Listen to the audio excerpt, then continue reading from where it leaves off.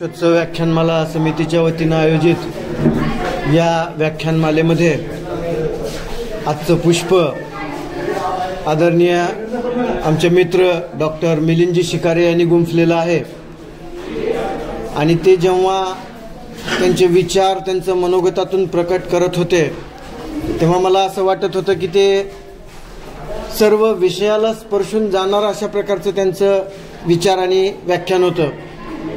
कला, स्थापत्य, इतिहास, वैद्यकशास्त्र, मानसशास्त्र, सर्व म्हणजे आयुर्वेदशास्त्र, शृंगाररसशास्त्र, मराठी, कविता, काव्य, सर्व प्रकारच्या विषयाला स्पर्शून जाणारं अशा प्रकारचं मार्गदर्शन त्यांनी आपल्या आजच्या व्याख्यानातून दिलेलं आहे. आणि समग्र भूतलावर, या सृष्टीतलावर समग्र जर कशाचं प्राबल्य असेल तर ते आहे मनाचं. जगाची लोकसंख्या जर लक्षात घेतली तर 8-8.5 अब्ज कोटी असेल तर 8.5 अब्ज कोटी मानवाची प्रत्येकाचं मन हे स्वतंत्र आणि वेगवेगळ्या पद्धतीचं आहे. जसं प्रत्येकाच्या अंगठ्याचा ठसा वेगळा असतो तसंच प्रत्येक जणाचा मन आणि प्रत्येक जणाचा स्वभाव हा वेगवेगळा असतो. परंतु ते मन आपल्या पूर्ण व्यक्तिमत्वाला कारणीभूत ठरत असतं. म्हणजे मन हे अधोगतीचंही कारण आहे, प्रगतीचंही कारण आहे.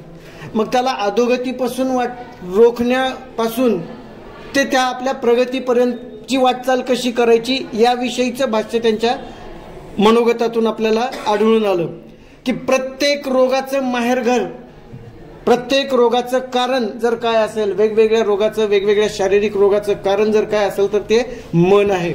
स्किन डिसीज असतील, कॅन्सर असेल, आणखी कोणतेही विकार असतील, मेजर कारण जर कुठल्या याचं हे असेल तर मन असेल. आणि म्हणून आम्हाला मन इतकं कणखर बनवलं पाहिजे, मन इतकं धडधाकट बनवलं पाहिजे शरीरापेक्षा, मन एवढं सशक्त बनवलं पाहिजे. दुर्दैवानं आजकाल म्हणजे वर्ल्ड हेल्थ ऑर्गनायझेशनचा रिपोर्ट आहे की मागच्या 25-30 वर्षामध्ये मानसोपचार म्हणजे मनोरुग्णांची संख्या वाढत आहे आणि मानसोपचार तज्ज्ञांची 4 माणसाच्या पाठीमागे किमान 1 मानसोपचार तज्ज्ञाची गरज आहे असं WHO रिपोर्ट आहे, अहवाल आहे. म्हणजेच आपल्याला असं दिसून येतं की मनानं आम्ही कणखर नाही आहेत, शरीरानं धष्टपुष्ट असतो परंतु मनानं कणखर नाही आहेत, मनाने अपंग बनत चाललेलो आहोत. आणि म्हणजे ही म्हणजे मनाची अपंगता ही अतिशय घातक आहे. म्हणजे मन हे अपंग कशामुळं बनतं तर आपल्या विचार करण्याच्या क्षमतेमुळं. म्हणजे विचारांमध्ये नकारात्मकता असेल तर मन अपंग बनलं, ॲटिट्यूडमध्ये नकारात्मकता असेल तर मन हे अपंग बनलं. म्हणजे आपले अनुभव जीवनाविषयीचे जर मर्यादित असतील तर मन अपंग बनलं. आणि त्यासाठी मनाला इतकं सशक्त बनवण्याचा आम्ही प्रयत्न केला पाहिजे की आता आपली पॅरिसमध्ये पॅरा ऑलिम्पिक झालेली आहे. मुळात पॅरा ऑलिम्पिक ही स्पर्धाच दिव्यांगाची आणि अपंगाची आहे, जे शारीरिकदृष्ट्या खचलेले आहेत, म्हणजे आधू आहेत, अपंग आहेत, अंध आहेत, अशांची ती स्पर्धा आहे पॅरा ऑलिम्पिक. आणि त्या स्पर्धेमध्ये भारताने 29 पदकं मिळवलेली आहेत. रजत, कांस्य, सुवर्ण पदक अशी 29 पदकं मिळवलेली आहेत.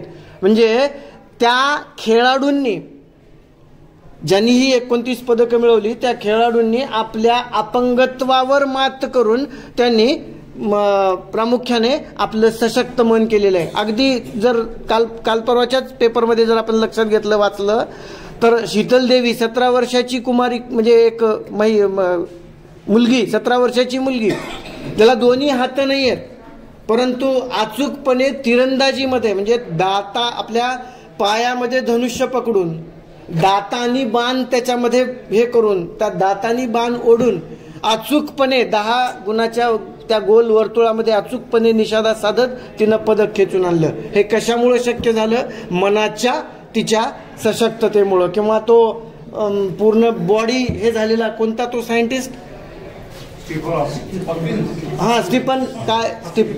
स्टीफन हॉकिंग, पूर्ण बॉडी त्याची डेड म्हणजे हे झालेली आहे, लुळी पडलेली आहे, परंतु मन त्याचं कणखर आहे. आणि सगळ्या मनाचा, विचाराचा आपला केंद्रबिंदू आहे मेंदू. भावना वेगवेगळ्या या पद्धतीनं म्हणजे आम्ही आपल्या मनाला सशक्त केलं पाहिजे. पेस्टिसाइड्सच्या वापराचंही त्यांनी हे सांगितलं की आम्ही जे खातो त्या पद्धतीनं आपलं मन बनत आहे.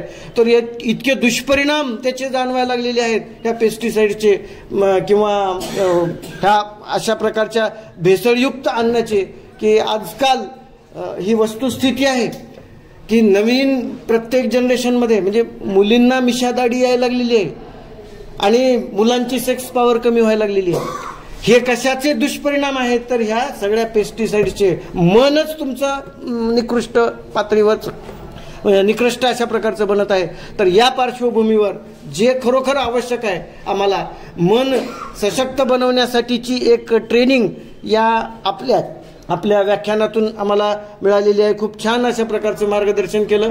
एक महत्त्वाचा मुद्दा जाता जाता सांगतो की आम्ही इतकं लवचिक असलं पाहिजे, इतकं फ्लेक्झिबल असलं पाहिजे की समोर येणारी कोणतीही परिस्थिती, कशीही परिस्थिती असली तर त्याच्यामध्ये आम्हाला त्या फिट बसवता आलं पाहिजे. जसं ते लहानपणी काही विकृत लोक असतात, विकृत मुलं असतात, ते मांजराला कुठूनही फेकण्याचा प्रयत्न करतात. तर मांजर कितून कसंही कोणत्याही पद्धतीनं फेकलं तर ते पायावरच पडतं. तसं आम्ही इतकं लवचिक बनवलं पाहिजे स्वतःला की आहे त्या परिस्थितीमध्ये ॲडजस्टमेंट किंवा जुळवाजुळव किंवा समाजशास्त्राच्या भाषेत समायोजन साधता आम्हाला आलं पाहिजे. टाइम टेबल सकाळी 7:30ला ठेवला काय, रात्री 7:30ला ठेवला काय, नथिंग मॅटर. 12ला ठेवला, नथिंग मॅटर. त्या साच्यामध्ये बसवून आम्हाला बसवण्याचा प्रयत्न केला पाहिजे.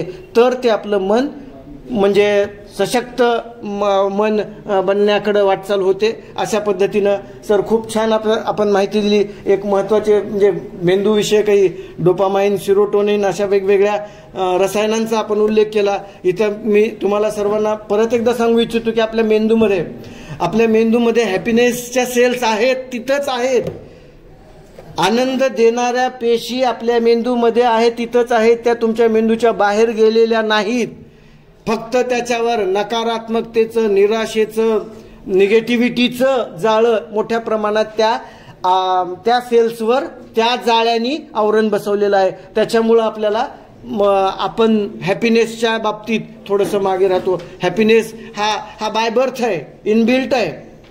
आणि यामुळं अशा पद्धतीनं आपण आनंदी कसं जगावं, आनंदी राहावं, मन प्रफुल्लित असावं. कारण प्रफुल्लित आणि म्हणजे मन असेल, प्रसन्न मन असेल तर आणि तरच आपल्या ॲक्टिव्हिटीज ज्या दैनंदिन आहेत त्या खऱ्या अर्थानं फलदायी ठरतात.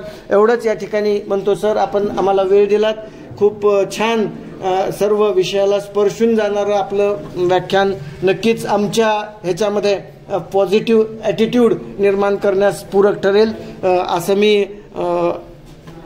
सर्व माझ्या सहकारी वृंदाकडून अपेक्षा व्यक्त करतो. ती तुम्हाला आश्वासित करतो. एवढं बोलतो आणि मी माझा अध्यक्षीय समारोप थांबवतो. धन्यवाद.